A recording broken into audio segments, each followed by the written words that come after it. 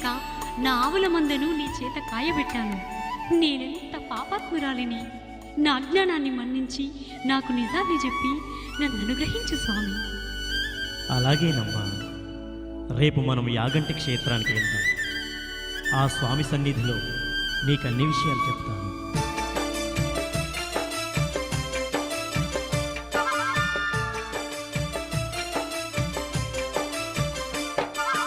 ఓ తల్లి అచ్చమ్మ, నా తల్లి అచ్చమ్మ, కాల జ్ఞానాన్ని చెబుతున్న వినవమ్మ. ఓ తల్లి అచ్చమ్మ, నా తల్లి అచ్చమ్మ, మును ముందు జరిగే వింతల్లి గణవమ్మ. ఓ తల్లి అచ్చమ్మ, నా తల్లి అచ్చమ్మ, నేను చెప్పేవన్నీ జరిగి తీరుతయమ్మ. ఓ తల్లి అచ్చమ్మ, నా తల్లి అచ్చమ్మ.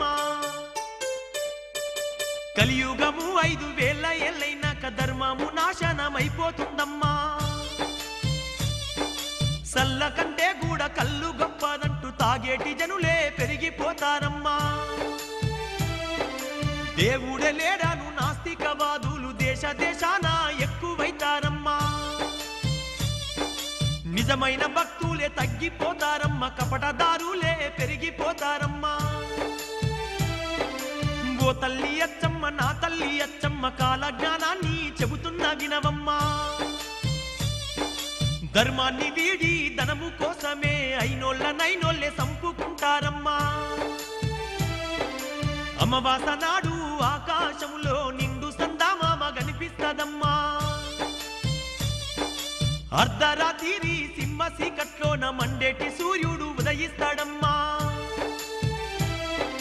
సర్వజాతులు సంకరమై సంకరులే సామ్రాటులైతారమ్మా. మును ముందు జరిగే వింతల్లి గణవమ్మ, నేను చెప్పేవన్నీ జరిగి తీరుతాయమ్మా. వావి వరసలు మచ్చు కన్నా లేక మానవత్వమే చచ్చిపోతుందమ్మా. పగలేమో అన్నా చెల్లెళ్ళు అనుకుంటూ రాత్రుళ్ళు రతులల్ల మునిగిపోతారమ్మా. అతి తిండి అతి నిద్ర వల్ల ఈ జనులు విపరీత వ్యాధులతో బాధపడతారమ్మా. స్థిర నివాసము అన్నది లేక ప్రజలు రోజు సంచరిస్తుంటారమ్మా. ఓ తల్లి అచ్చమ్మ, నా తల్లి అచ్చమ్మ, కాల జ్ఞానాన్ని చెబుతున్న వినవమ్మా. ఆకాశంలా 3 సుక్కలు పుట్టి పిడుగులు బడి జనులు చస్తారమ్మా. పట్టపగలు సుక్కలాను చూసి లెక్కలేని జనులు రాలిపోతారమ్మా. ఇనుప స్తంభాలు చిగురిస్తాయమ్మా, రెమ్మలు సాగి పూలు పూస్తాయమ్మా. అడవి జంతువులు నగరాలపై బాడి నరుల నెత్తూరును తాగి వేస్తాయమ్మా. ఓ తల్లి అచ్చమ్మ, నా తల్లి అచ్చమ్మ, కాల జ్ఞానాన్ని చెబుతున్న వినవమ్మా. ఏనుగేమో పంది పిల్లల్ని గంటే పందులు కోతుల్ని గంటాయమ్మా. రెక్కలొచ్చిన కోడి పిల్లలు మనిషి భాషలో మాట్లాడుతాయమ్మా. ఇనపగుళ్ళు నీట దేలుతాయమ్మా, అలుకాటి బెళ్ళు మునిగిపోతాయమ్మా. భారతదేశం వందలాది ఏళ్ళు బానిసత్వంలో నలిగిపోతుందమ్మా. ఓ తల్లి అచ్చమ్మ, నా తల్లి అచ్చమ్మ, కాల జ్ఞానాన్ని చెబుతున్న వినవమ్మా. ఎద్దులు దున్నా పోతులు గుర్రాలు లేకుండానే బళ్ళు నడుస్తాయమ్మా. నీళ్ళలోన ఉన్న శక్తితో దీపాలు వెలిగే దినములొస్తాయమ్మా.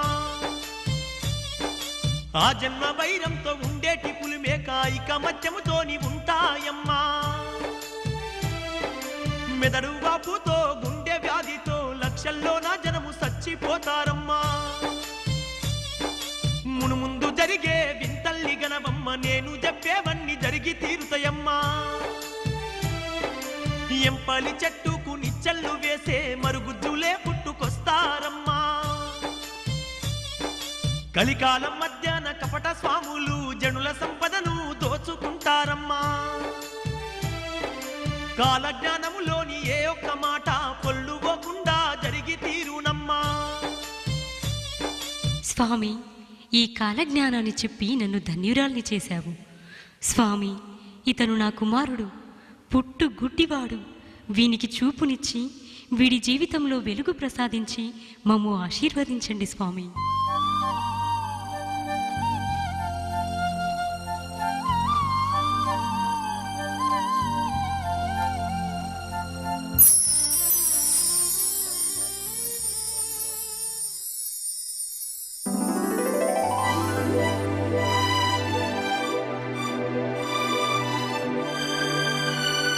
ధన్యుడను స్వామి, ధన్యుడను.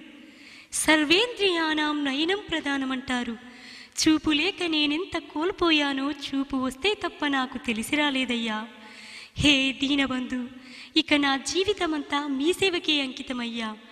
నా పాలిట గురుదేవుడవై నాకు ముక్తి మార్గాన్ని ప్రసాదించు స్వామి.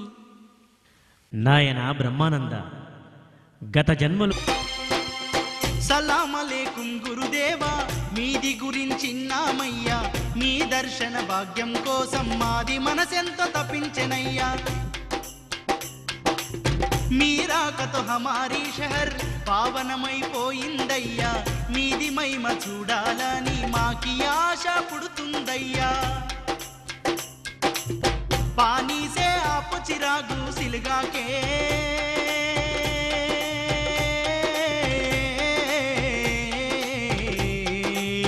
మీ శక్తిని మా షహర్కి చాటండి. మీ కరుణను మా పైన కురిపించండి. జహాపన, ఇంత చిన్న పనికి నేనెందుకయ్యా? ఏ బావిలో నుంచైనా నీళ్లను తెప్పించి ఈ ప్రమిదలో పోయించు. నీ చేతే ఆ ప్రమిదను వెలిగింపజేస్తాను.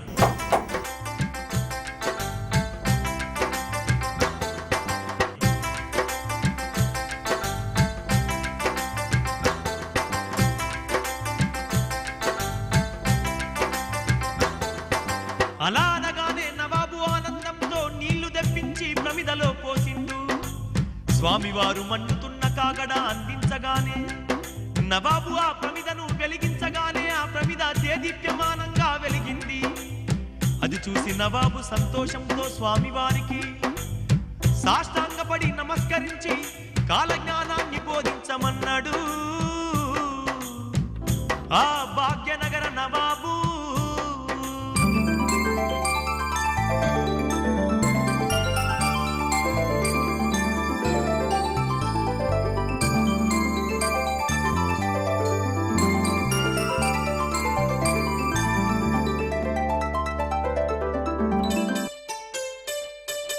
ఆరేదొండా తీగ నా మఠముపై పుట్టి 7 గడియల్లోనే మఠమంతా పాకి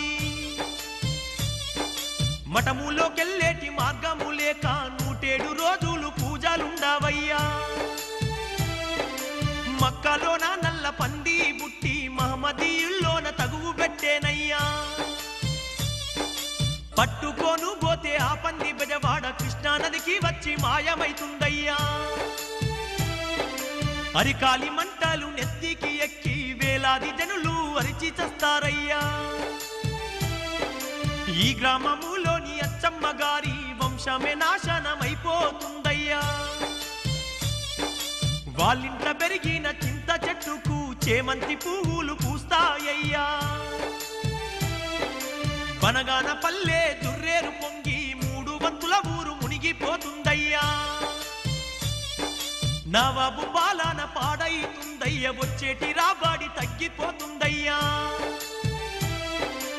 ఉత్తములెందరూ ఉప్పుకు గతి లేక చిప్పబట్టుకొని చెయ్యి దాపుతారయ్యా. లోతైన రాతి గుంటల నుంచి సీము నెత్తురులు పొంగుకొస్తాయ్యా. కుమారస్వామి ఆలయమైతే వారము రోజులు మూతబడుతుందయ్యా.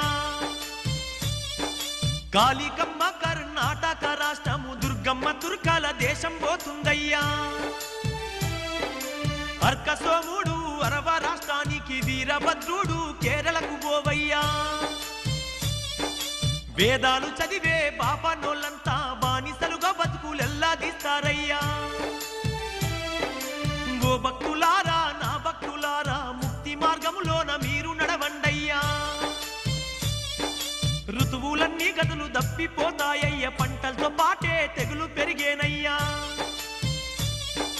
వేప చెట్టు నా అమృతం బుట్టయ్య, చేదు తీపెక్కు తీపి తీపి చేదగునయ్యా